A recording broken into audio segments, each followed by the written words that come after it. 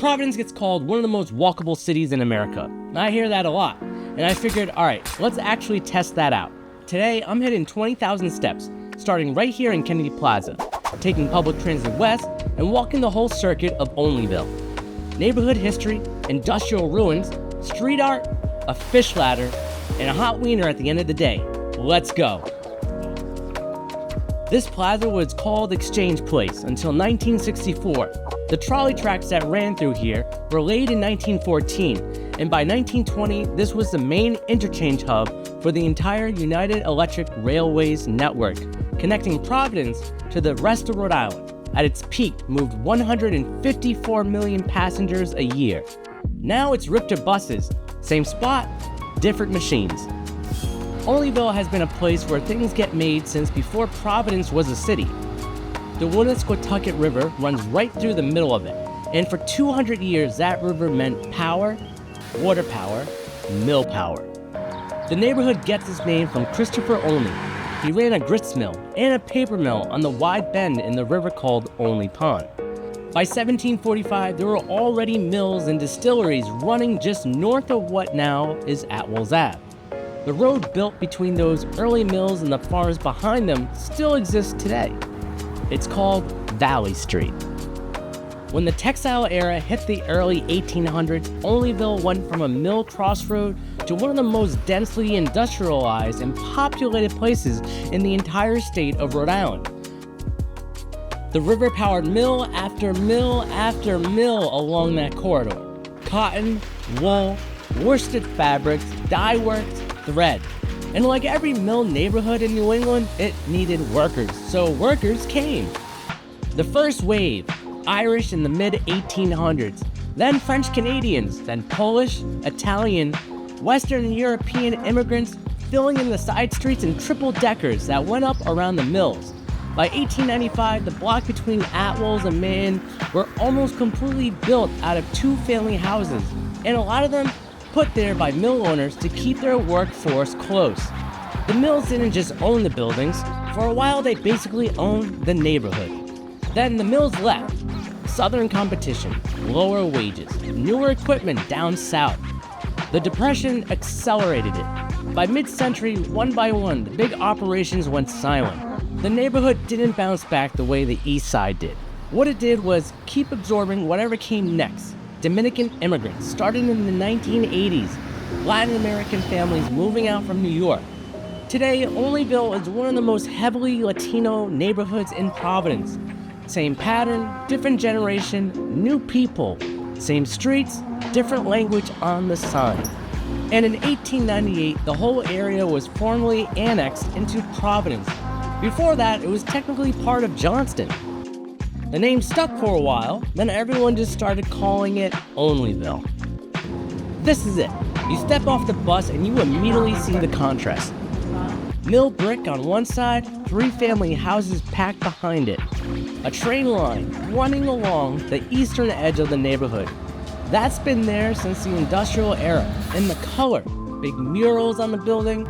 The Woonasquatucket River Watershed Council has been doing art installation and murals along the corridor for years. Olneyville Square is where it all converged.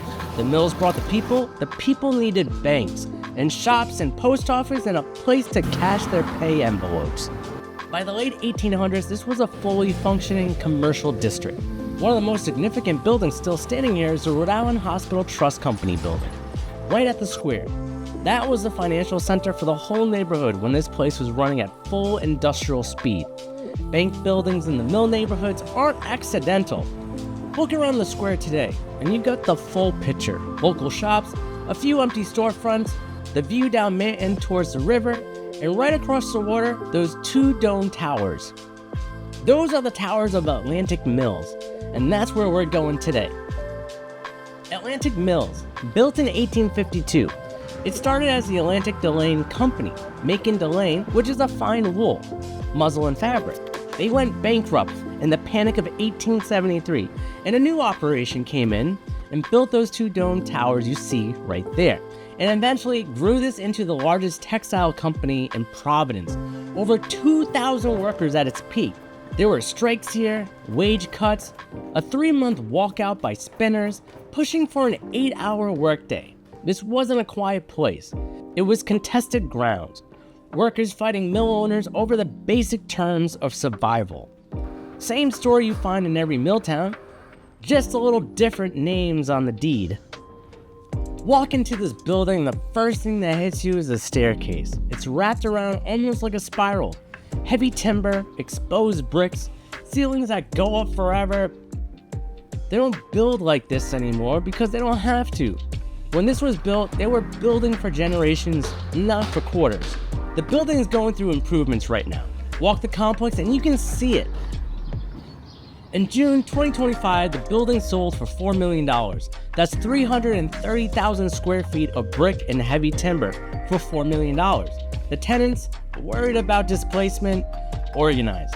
They formed what became the first commercial tenant union in Rhode Island, and a building built on labor organizing. That feels like the right ending.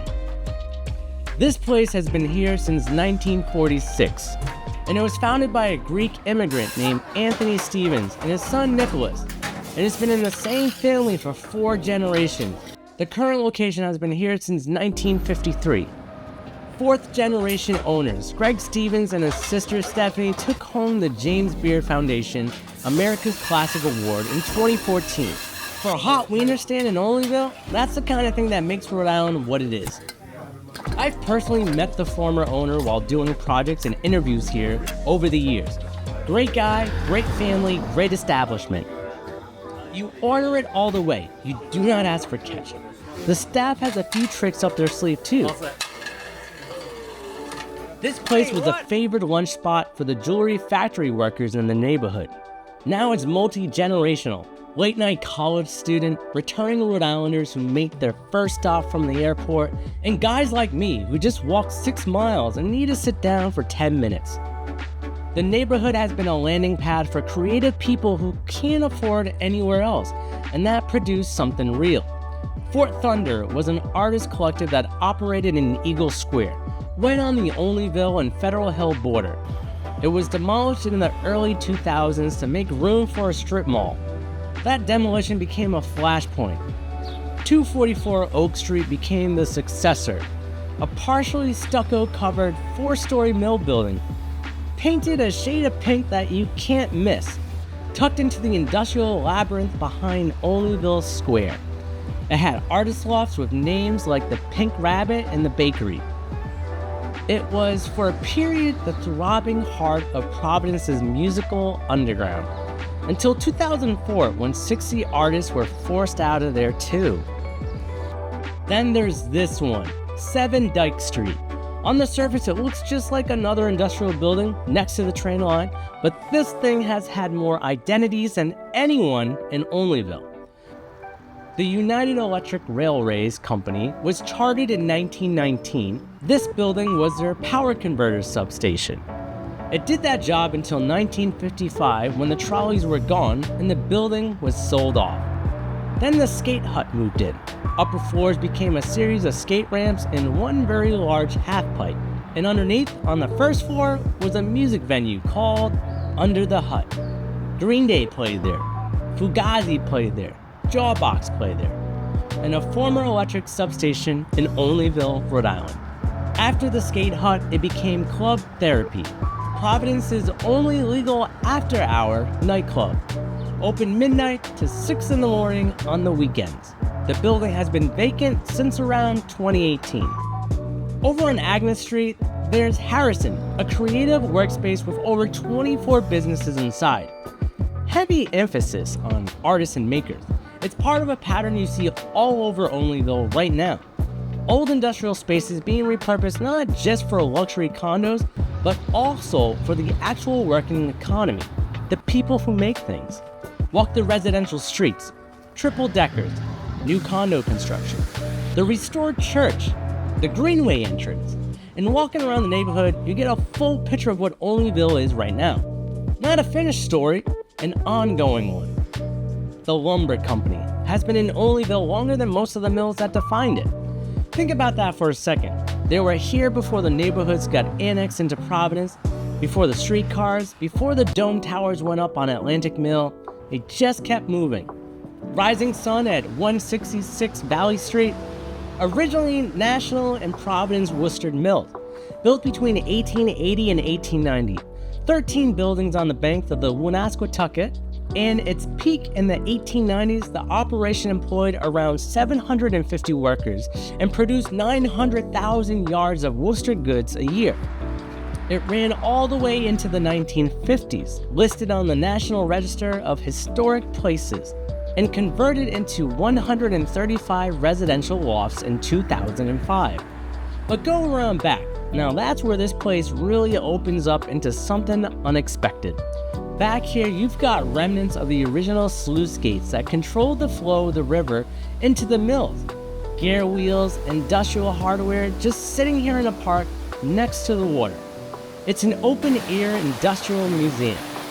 And this, a fish ladder built to let fish travel upstream past the dam, working their way back up the Woonasquatucket, the way they did before the mills ever dammed this river in the first place. There's a walking path right alongside of it that takes you safely out to the dam where you can see the whole fish ladder up close, and a walking bridge from the park that connects you right into the Greenway network. 20,000 steps, Kennedy Plaza to Olneyville, and back around on foot. Now, Providence is walkable, I can confirm that. But here's what I want you to take away from this. Olneyville. The mills made this neighborhood. They came, they ran it hard, and they left. And the neighborhood kept going anyway. New people, same street, different story layered on top of the old one. That's Olneyville. That's Rhode Island.